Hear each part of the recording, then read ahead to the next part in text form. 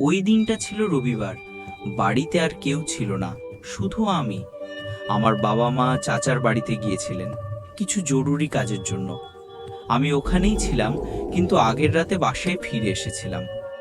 আজ আমার মা বাবা ফিরতে থাকার কথা ছিল। আমি সকাল 6টার দিকে উঠে পড়াশোনা শুরু করলাম। পড়াশোনা শেষ করে রান্নাঘরে গেলাম, ভাত রান্না করলাম আর ফ্রিজ থেকে কিছু কারি নিয়ে খেয়ে ফেললাম।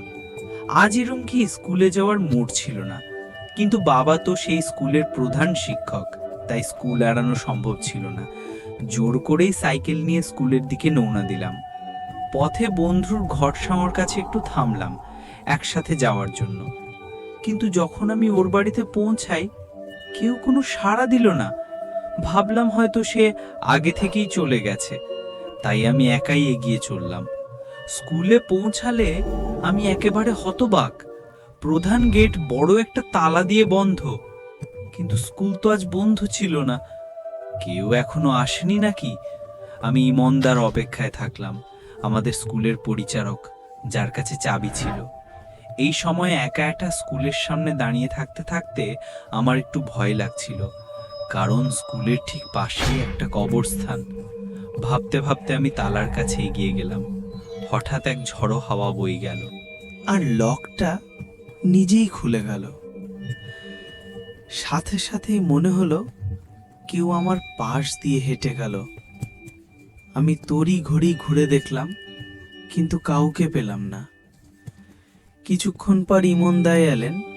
আমি তাকে জিজ্ঞেস করলাম, ইমনদা, আপনি গেটটা কিভাবে লক করেছিলেন? একটু হাওয়ায় তো খুলে গেল। কিন্তু ইমনদা কোনো উত্তর দিলেন না, সোজা ভিতরে চলে গেলেন। আমি তো হতবাক। তারপর আমি আমার ক্লাসরুমে গিয়ে একা বসে রইলাম অনেকক্ষণ, কেউ আসলো না। তারপর আমি স্কুলের বাগানে গেলাম, দেখলাম ইমনদা মাটি খুঁড়ছেন।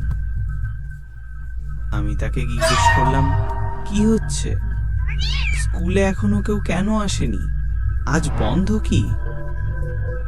আবারও কোনো উত্তর দিল না, আর খড়াখড়ি চালিয়ে গেল। হঠাৎ কেউ পিছন থেকে আমার গলা চেপে ধরল। ছাড়ানোর জন্য হিমশিম খাচ্ছিলাম।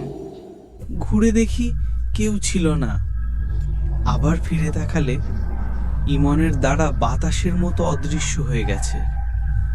তারপর ওপরে চোখ দিলে দেখতে পেলাম আকাশে কালো মেঘ জমে গেছে, চারদিকে সব কিছু অন্ধকারে ঢেকে গেল।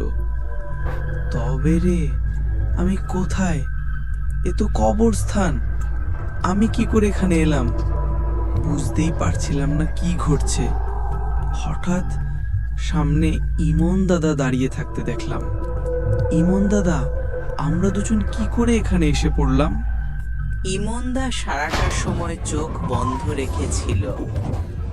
আমার কথা শুনে সে চোখ খুলল, কিন্তু চোখগুলো সম্পূর্ণ লাল, আর তার মুখ যেন কোনো বন্য পশু কামড়ে ধরেছে।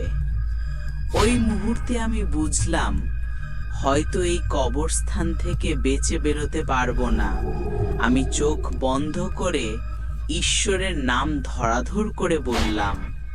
আমার পুরো শরীর নড়বড়ে হয়ে গেল, আর কিছুক্ষণ পর আমি অজ্ঞান হয়ে পড়লাম।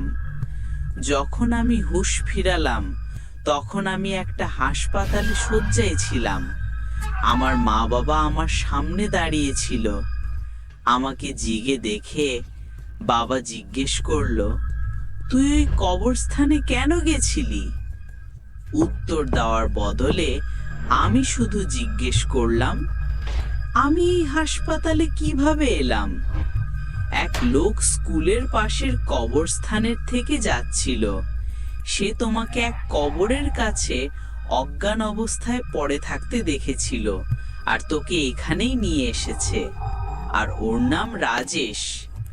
একটু সুস্থ হয়ে আমি বাড়ি ফিরে গেলাম। সেই দিন থেকে আমি এই গল্প কাউকে বলিনি, কিন্তু এখনো যখনই ওই কবরস্থানটার কথা মনে পড়ে, মাঝে মাঝে আমার মাথা ঘোরায়।